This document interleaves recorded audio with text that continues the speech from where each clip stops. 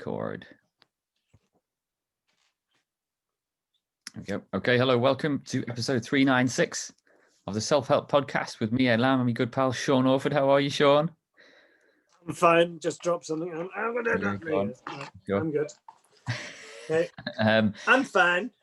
Everyone's fine. We're all fine. Nothing going on in the UK at all of note. I think since you've written a blog post, and it's about, let me just remind myself, flipping heck, I've got my show notes. The fear of the unknown. I don't know if you wrote that blog post before the announcement or you knew you had foresight of what was coming, but yeah, we're locked down again, aren't we? Yeah, and I think that really the whole kind of the thing I was picking up on when I was writing that, which I did actually write last night, was about the amount of people that are now, and I'm working with a lot of them, especially people that have their own small business, that are now living in the fear, and now it's that thing that we have of projecting forward and going, oh my God, what's going to happen now? And we did it with the whole Brexit thing about we've got to seal our borders to stop all these illegal immigrants coming in. Like we catastrophize all these things. And I was thinking about it, and I was listening to Joe Wicks, who is a very positive soul, and he was looking at what can I do to help people again. So he's starting up all his exercise regime and stuff, which is really good. And I love that kind of thing because it's getting people to kind of stay in the positive, be cool, be good. It's which is lovely. And it's something that we're all going to have to do. But I thought maybe we need a few tips here, because I'm listening to people, and I've been online this morning with people that are doing the oh my God, and I get that. I mean, luckily the Chancellor has come up with a package today for people in businesses. Just to give them some support. Mm-hmm. So I mean, we're talking about 6 weeks. He's talking about $9,000, to kind of help you through, and Yeah, I think that's just hospitality and stuff. But no, I mean, I think it's all come out pretty fast, this one, hasn't it? We spent the weekend, my wife's a teacher, we had kids back in school.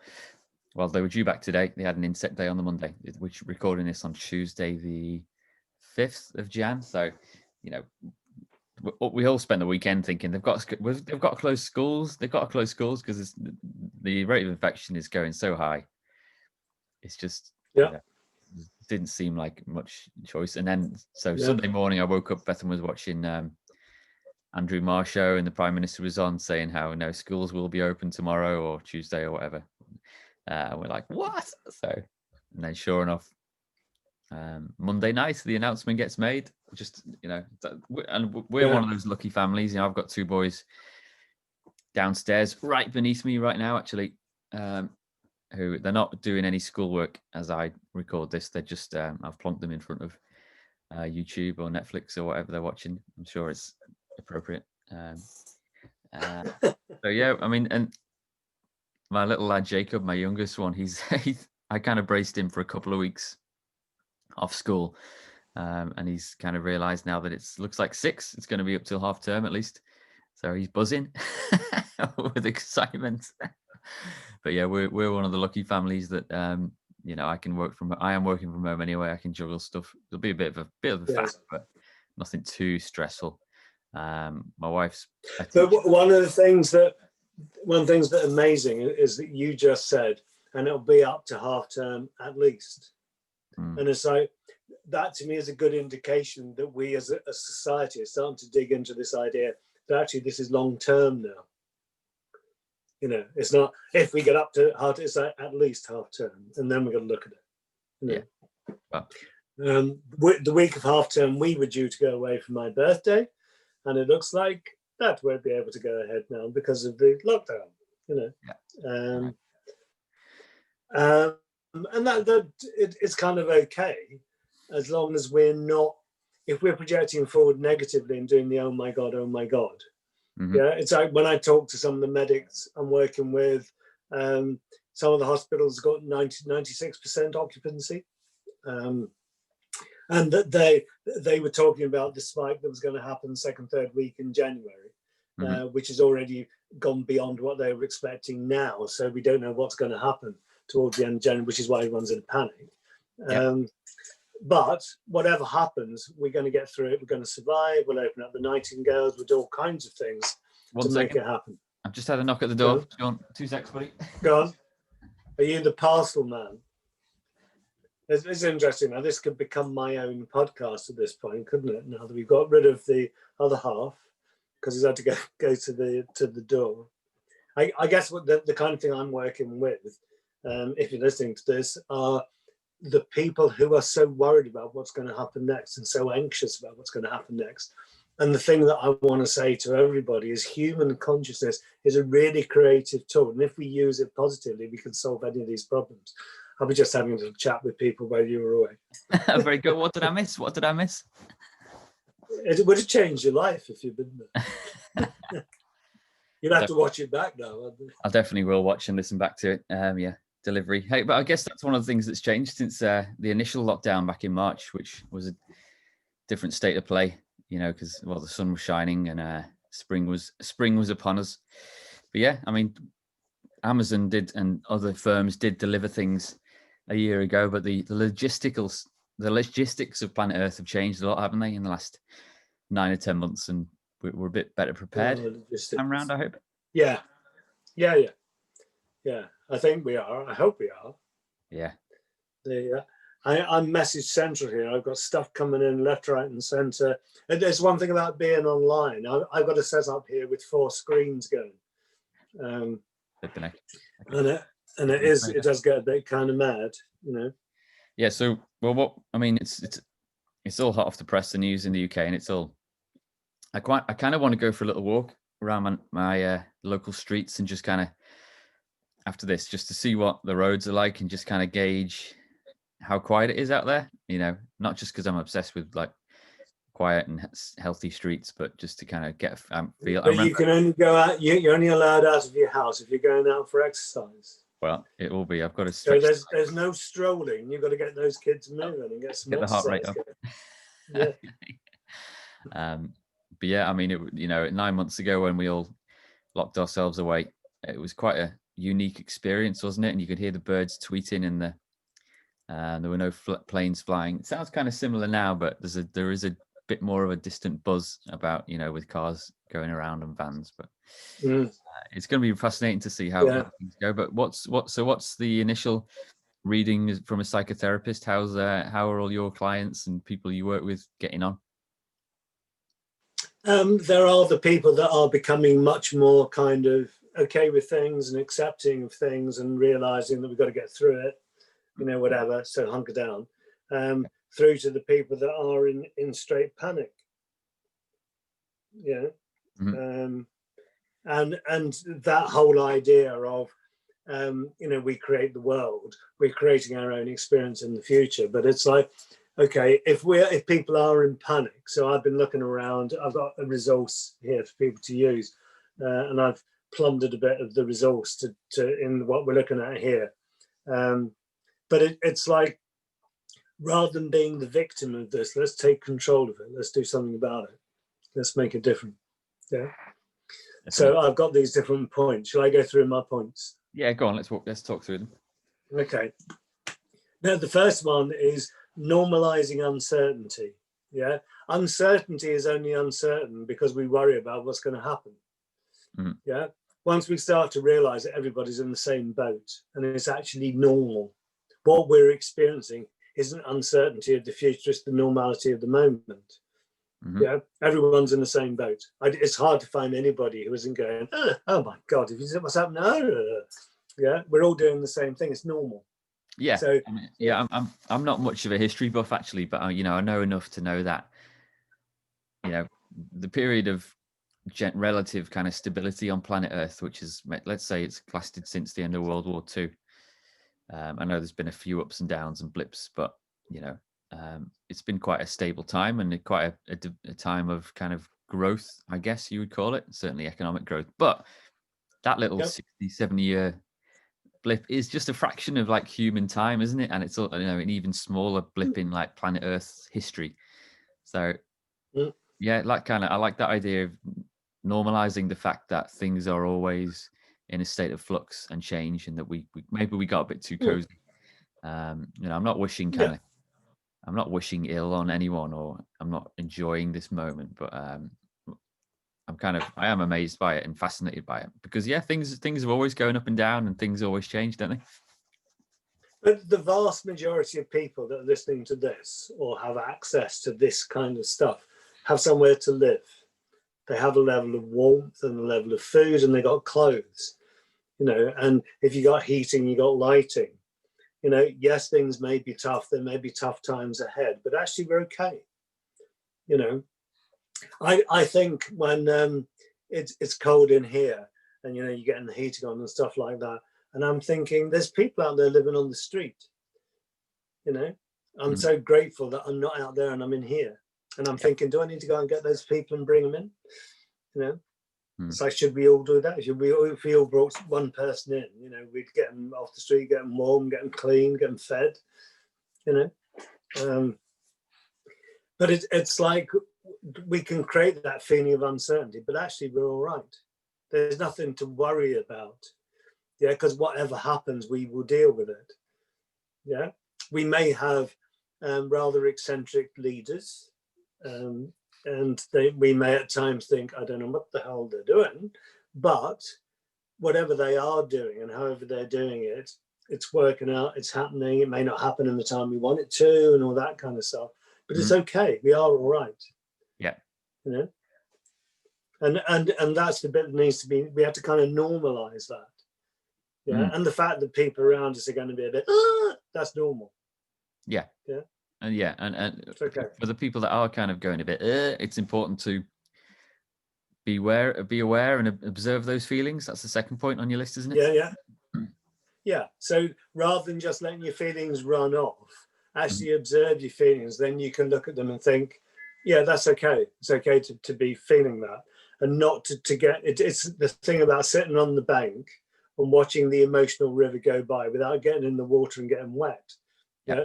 You can observe your feelings. Once you jump in the water, you get washed away, and then it will become a catastrophe. Then, you know, just stay on the bank. It's okay. It's okay to feel uncertain. It's okay to feel anxious. Yeah, just talk about it, share it. Yeah, if you are in the water, you can just gently swim to the side to the nearest bank, grab onto a log or something like that. Yeah. And I guess the thing is that if we see people that are in the water and they're struggling a bit, maybe you can kind of reach out and pull them on shore. Dry them off, get them to calm down a bit, you know, look after each other. Yeah. 3 is make a list of things that you need to be in control of and make a plan. So have you got a plan, or have you're all right as you are? Well, I've been working on it's not exactly like New Year's resolutions, but I've been kind of working out what I need to get done, and planning it out, and then looking at, okay, if I am locked down and I can't go out and do some things, how can I use the time that I have got effectively, and take control of things around me, you know, rather than letting them control me. And very often that means communicating with people. You know, I guess for some people, if things are financially tough at the moment, the thing you've got to do is communicate with the people that you have the financial issues with. You know, if you can't pay your mortgage this month, talk to the mortgage provider, because everyone's geared up for it. You know, it's not going to be like you're some weirdo coming out of the woodwork. It's like you're going to be another one in the list that they need to help and work with. You know, the worst thing is if you don't say anything.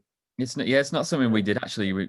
I mean, thankfully we were able to keep on going with all that stuff. But I had a friend who was concerned about his mortgage payments, and he kind of went on the website or phoned them up, and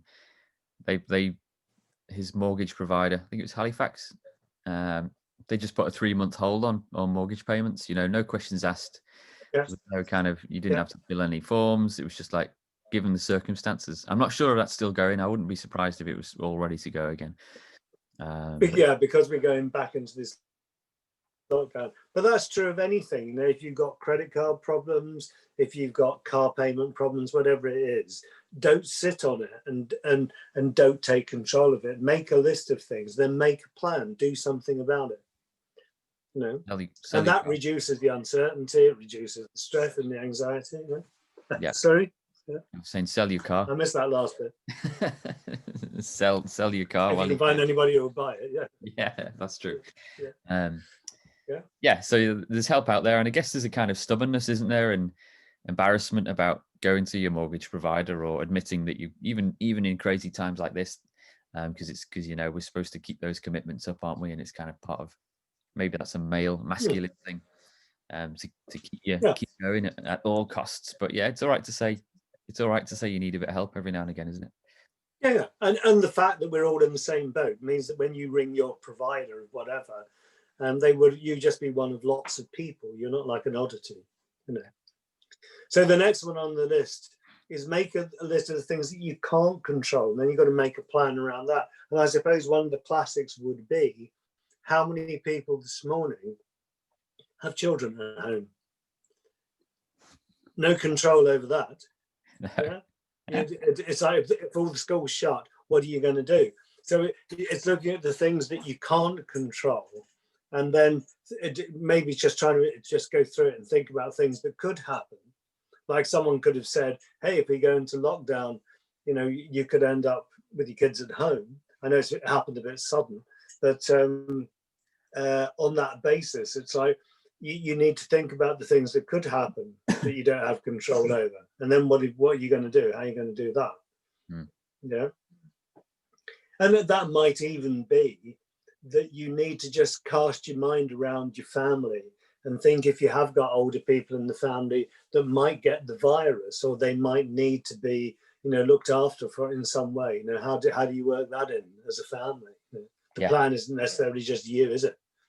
You know, because one of the things is that if you've got a family, and because we can look after kids, you might take it in turns in being the kindergarten looker after kind of thing, you know.